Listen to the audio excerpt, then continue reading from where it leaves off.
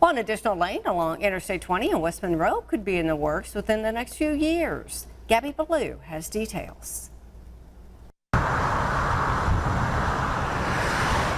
Citizens and stakeholders were able to meet with representatives from the Louisiana Department of Transportation and Development to learn more about the I-20 widening and overlay project in West Monroe. Aaron Buchanan, Public Information Officer for the Louisiana DOTD, says the construction will start west of the Well Road exit and end right before the Stella Mill Street exit, adding an additional lane next to the median. The goal is to, be more efficient with the way that people are moving along the interstate system. Edwina Welch, a longtime resident of West Monroe, came with her neighbors to learn more about the project. The traffic is constant, and sometimes if there's a wreck, it's at a dead stop, and even ambulance, they cannot get through. It would really be beneficial to everybody around. Another portion of the proposed project is to add a 1,000-foot wide and 23-foot tall noise barrier near the Shadow Creek Apartments in Blanchard Street in order to reduce the noise for residents. Welch and her neighbor both say the noise from the interstate can cause distractions when they are outside. It's so loud that when you go in the backyard, if you're back there grilling or trying to do anything, you can't hear yourself think.